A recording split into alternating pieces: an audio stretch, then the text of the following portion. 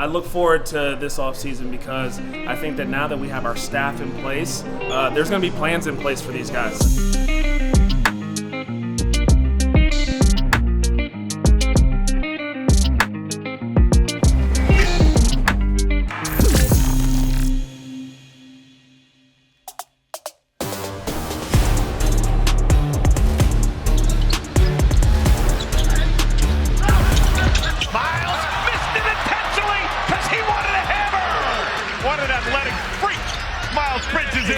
The ball didn't draw a foul, and then the creativity took over.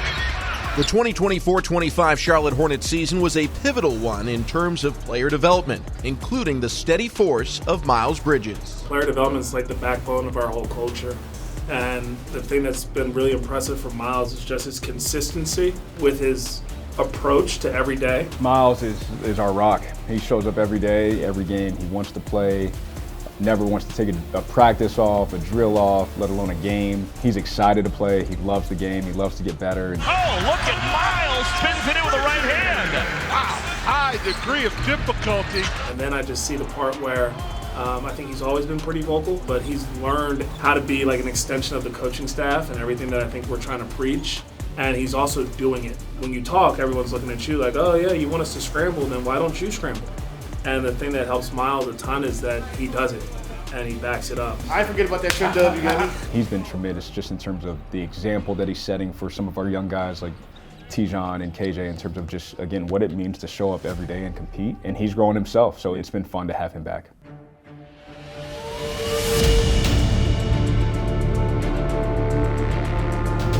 All right, 4 fingers in the air. The Hornets have made this fourth quarter viable because of what they did in the third. Ball. Second three-pointer for Damian. Still plenty of time for the Hornets. Rebounded by the Moose. Tijon. Got it! The kid's gonna be all right. Stolen away by Tijon. Ahead of the pack to Bridges. Got grabbed on the wrist and still scores! Hornets can take the lead. It's been a while. NSJ. We got a man there. Moussa! Hornets back on top. No timeouts for Brooklyn. This is a goal. Thomas has got it. Oh, it's a great look. Miles Bridges blocked the ball. Block of the year for Bridges. Charlotte with a thrilling fourth quarter comeback. 105-102 your final. I needed that, dog. Oh, I needed that. Ah! Oh, I needed that, dog. You ain't know what time it is. But yeah, that's how we respond. Like, that's a hell of a comeback win. Everybody stepped up and had a lot of really good moments. That was a team effort.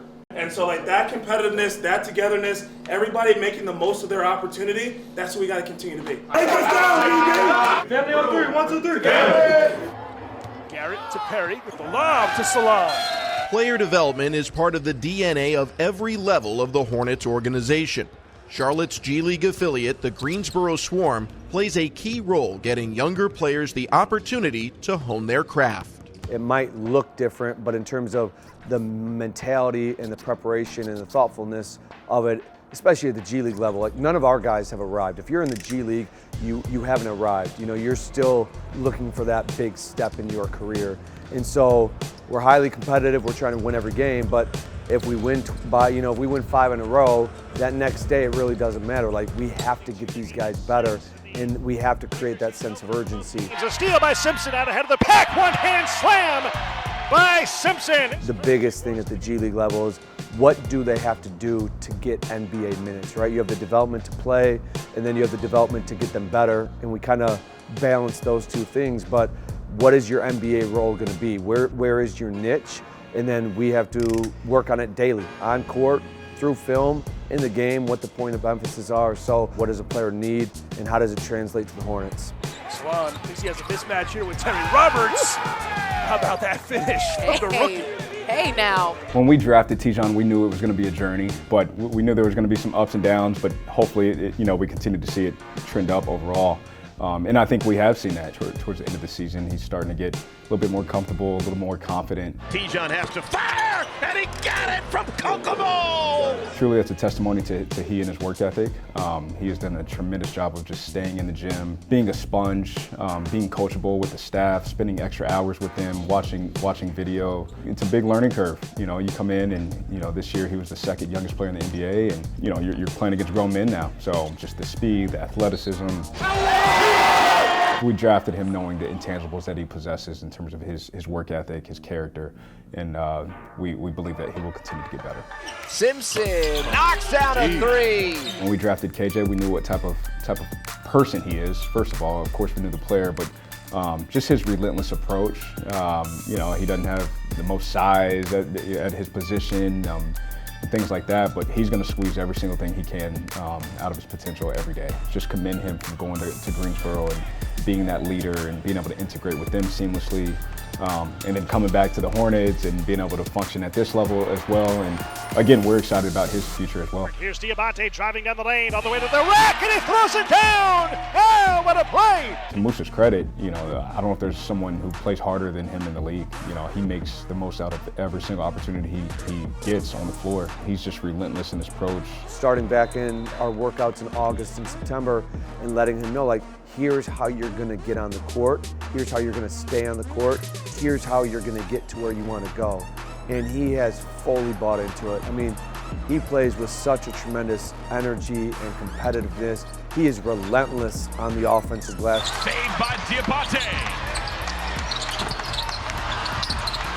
Hornets still have it. Moussa! Just throwing his body all over the floor. They got to put two bodies to him every time or he's going to get the ball.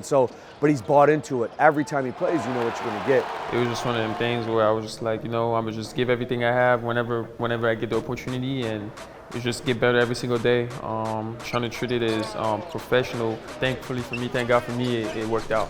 Want to celebrate somebody real fast? We have agreed in principle to convert Mr. Moussa. Being a second round undrafted guy, as a two-ways, getting converted and all that stuff, it's not easy at all. It's only a stepping stone. That's the only way I see it. Obviously, there's a lot more work to do, and hopefully I'm be able to prove even more. When I seen that happen, I shed a tear for real. He reminded me so much of myself as far as just the eagerness to just learn and the willingness to just be ready to just play at any given moment and just be successful. And that's a testament to how hard he's been working, and he just keeps prevailing, and it shows. I'm so happy for him to get that new contract, and he's just all around good kid, man. The last time the Hornets won in this building against an Eric Spoelstra-led club, it was back in February of 2021, so it has been a while. He would love to get that monkey off the back. Big shot. Got it! Up diddly deep! Miles Bridges, how do you do? Hornets lead by one. Hero. Wow, no panic at all. What a tough shot. Fader hard to his left. LaMelo working on Highsmith. Bridges. Again! Miles Bridges, come alive! Goodness. Hornets with a stop here. This would be huge. This would be huge! Mark with a great closeout, rebounded by LaMelo. Just hold it! Or dunk it! Yes! Hornets up by 4! Oh, the crowd is stunned here in Miami. Charlotte hangs on and escapes with a 105-102 win here in Miami. Keep building! Keep building! Keep going, man. Family on 3, 1, 2, 3. Family! Good job, Melo. Good job, man. Great job.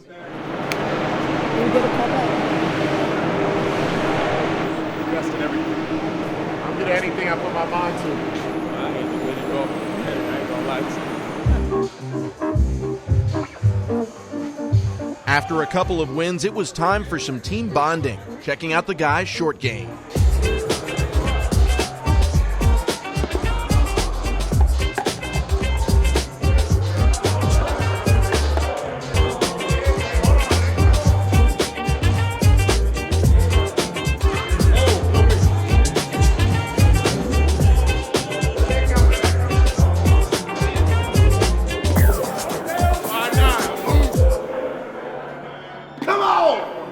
Up the floor for LaMelo. LaMelo will attack. LaMelo with his hair on fire. Leads it for Mark Williams.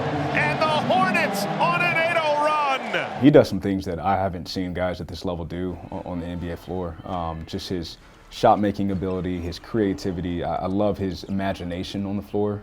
There's nothing that he thinks that he cannot do on the floor. LaMelo's got the last 9 for the Hornets. Deep one.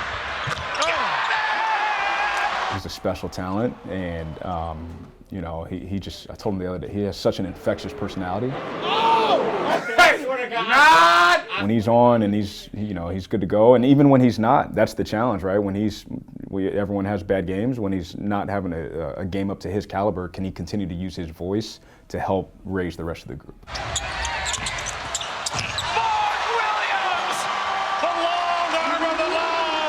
The thing I appreciate about Mark, he's not done trying to reach his potential either. He's continued to work, and just the drive and the intrinsic drive that he has to be great is something that we cherish.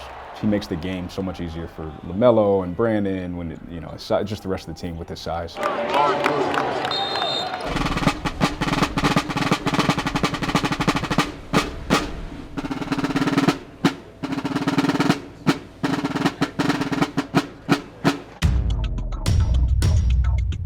The Hornets were firing on all cylinders in a record-setting night from beyond the arc in South Texas.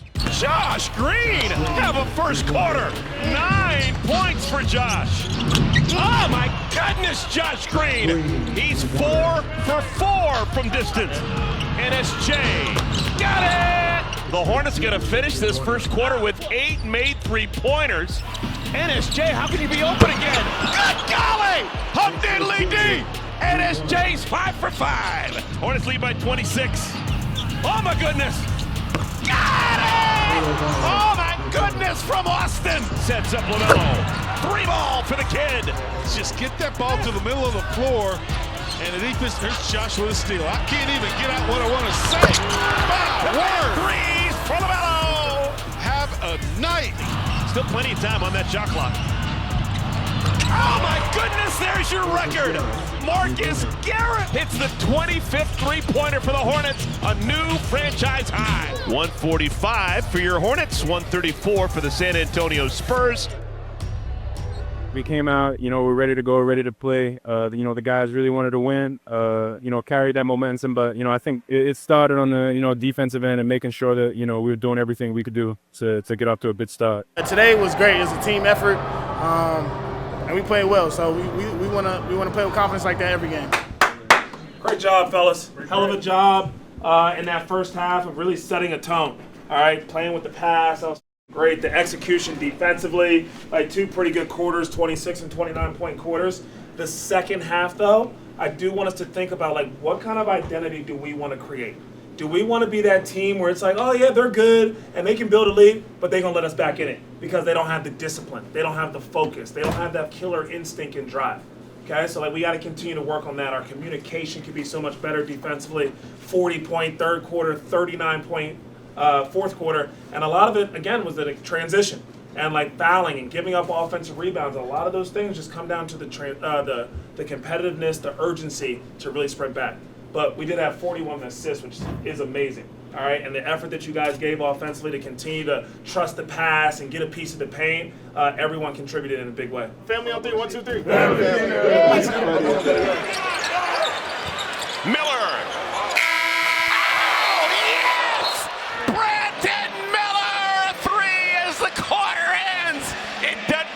More difficult than that. Brandon wants to be great, and when you talk about someone who can score at all 3 levels, he's an underrated passer, I believe. He gets joy out of playing the game the right way, moving the ball. Brandon finds a nice pass and finish. For a lot of young players, when you get the game stripped from you, you're figuring out, okay, how can I still have an impact on this team? One, it's been great because he's engaged, he's watching every game. He has an opinion, but the second thing is he watches film with his teammates. Charles and the coaching staff gives him assignments. Dr. Minnie coming up. Another silver lining right now is he's able to work on his left hand.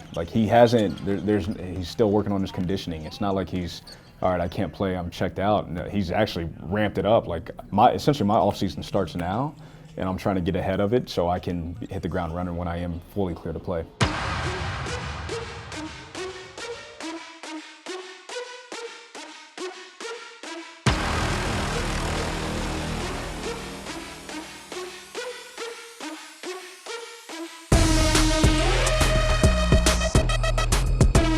Charlotte Hornets basketball on the air. We are live from the Hive Spectrum Center, where tonight your Hornets host the New York Knicks.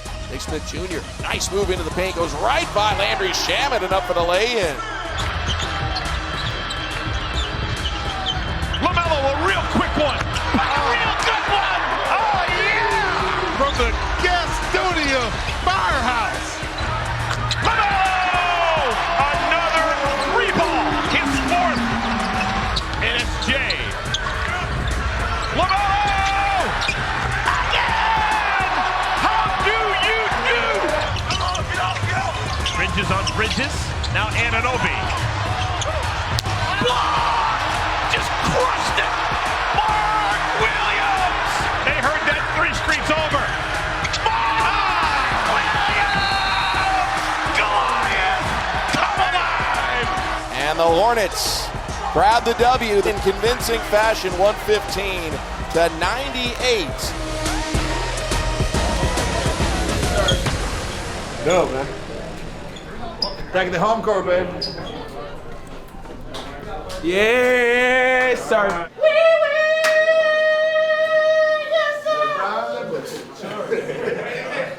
Everyone contributed in a major way, and we go on to win by 17 points, and it kind of deflated them. Come on, man. Ah!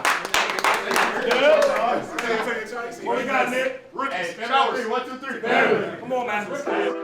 Charles has been tremendous. I think with the exception of maybe 5-6 games, we've been in every single game. Sometimes we start down and fight back, or sometimes, you know, the game's relatively even and then maybe we get down and fight back. Bring it on to both ends of the court. We need a 48-minute game from everybody, competitively and togetherness, okay? Defense on 3. 1, 2, 3, defense. And it's just a testimony to Charles and his staff for preaching and coaching the right way. And the thing that I'm super appreciative and grateful for is the people that I've gotten to go through this year with. I think the players have been absolutely phenomenal. The staff around me has, helped support me and carried out the messages that I think are important for us to create the culture that we need going forward. Keep this thing rolling. We got some good habits building and developing. Keep them going. Let's sustain it, all right? Truly, I cannot ask for a better partner. I love his optimism, and he continues to preach to those guys that, look, we may not be getting the results that we want right now, but continue to put the work in and trust this process that we're going through, and the results are going to come. It's hard not to be optimistic when I've already seen so much growth in year one. Between our young core, getting to play more games together. I think after an off season, it's going to be so productive, and these guys just really diving into their nutrition, to their weight room. I think bringing each other together during the off season to kind of work out together is going to help our whole team. Getting guys in here who appreciate the game, who love the game, responding to Charles Lee and his staff and their coaching, and just continue to establish this culture of work ethic and gratitude and being obsessed with daily improvement. Those have been the things that I've been most excited about. Now that we have our staff in place, there's going to be plans in place for these guys. I think that the player development that we have laid out, the emphasis between court and between weight room is going to pay dividends. And so I look forward to these guys attacking every day with our staff and not having to worry about, is Charles in a playoff battle right now, or is he here boots on the ground? And so I'm really excited about this year's offseason.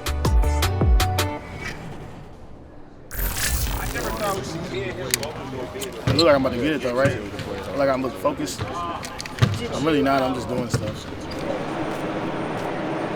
What we doing? That's why y'all brought to the gym, huh? I really got to get one side. Orange. I'm starting to get the hang of it.